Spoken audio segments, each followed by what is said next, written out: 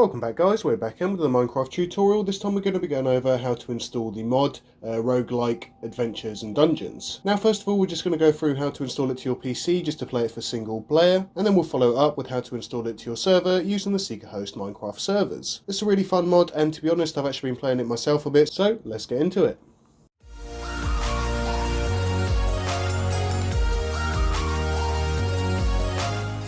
So let's get started, and if you haven't got yourself a server yet, head over to SeekaHost.co. They've got some really reasonably priced packages, some really good no-lag servers, awesome customer support, and they also got really good one-click Modpack installations. Next up, let's head over to CurseForge.com. I'll leave the link in the description as always, and just head over to Minecraft first. Now this is going to be to actually install it onto your PC, and you're going to need this to actually be able to join on to anybody's server or just play your single-player world. So when you come down to the list on Minecraft, just hit any of them. Doesn't really matter, because it's going to bring you up onto this screen anyway. If you have already got the CurseForge launcher, simply click open. If you don't, it's not going to be a problem. Close this down, and then you can either select whether to download it for Windows or for Mac OS. Just make sure that you have your Mojang username and password handy, or you remember it, because it's going to ask you to log in once the launcher opens up. Once all installed, you're going to be brought up to the main page here, and you can choose what game you actually want to get the mods for. So let's head over to Minecraft Java Edition next. Now on your Modpacks, if you've just downloaded this, you're not going to have anything on this screen. You're going to have to come over to Browse Modpacks. Simply search for Rogue in the top search bar, and you're going to see top of the list is Roguelike Adventures and Dungeons. Now for you it's not going to say play, it's going to say install, so just hit install. It'll take about a few minutes, maybe up to 5 minutes just to install everything, and that's it. That's your one-click installation all done. No need to add mods or forge jars or anything like that.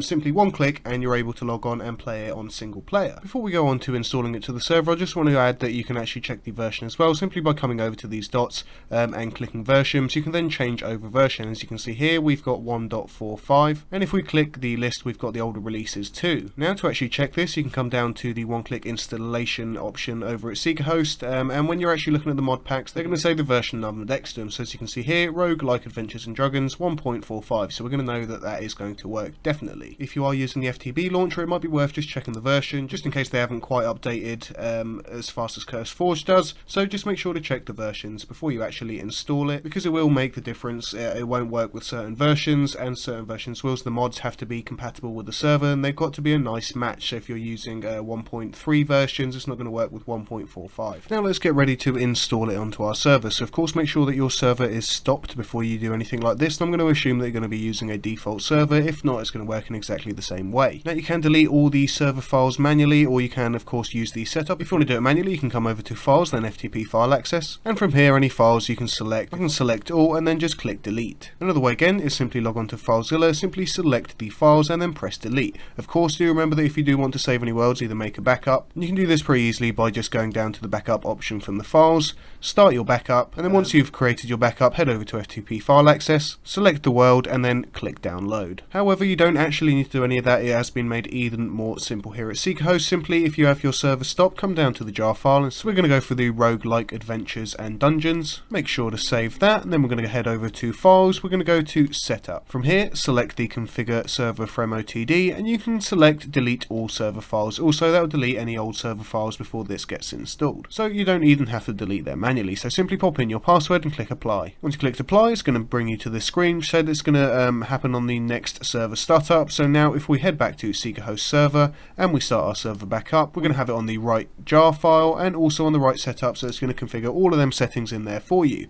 Now, be aware this is quite a large mod pack, so it might take 10, maybe 15 minutes just to download into your server. It'll probably be about the same time that it does for your PC on the CurseForge launcher. So sit back, relax for a minute, grab yourself a drink, and it will be done very shortly. So a short while later, you're going to notice that you've got a tick come up on your server, which means that you're able to join. So go to your CurseForge app and select play on the mod pack. Once you press play on the launcher, you're going to be brought up to the main screen again. Don't worry if it takes a long time to load. It is a huge mod pack, so even if you've got a really good PC, it's going to take a long time to load it up. Now we're simply going to head down to the multiplayer, and we're going to go to add server. Here just type in your server address, click done, and you're going to see your server up here, and it's also got the tick, which means that you've got the right mods on your PC and also the right mods in your server. So let's just go ahead and join server and make sure that it's all working properly, and now you and all your friends can now join on your server. Awesome, we've loaded up, and it seems that we've Oh no, we haven't loaded up in a tree, but we've loaded up somewhere and it looks pretty cool. The mod pack has installed successfully and we can now go ahead and play the game. So thanks for watching, guys. For any more tutorials like this, make sure to follow the channel or check it out on the SeekaHost knowledge base. We got lots of tutorials from making a skyblock server, adding lots of different mod packs, adding single mods, and anything else you might need to know. So thanks for watching, guys. We'll catch you again on the next Minecraft tutorial. Don't forget to hit that like button and also subscribe if you haven't already. We've got lots of different tutorials from how to change things on your server, add plugins, add mod packs or single mods, and whatever you might want to do with your Minecraft world. So thanks again for watching and we'll catch you next time. Bye bye.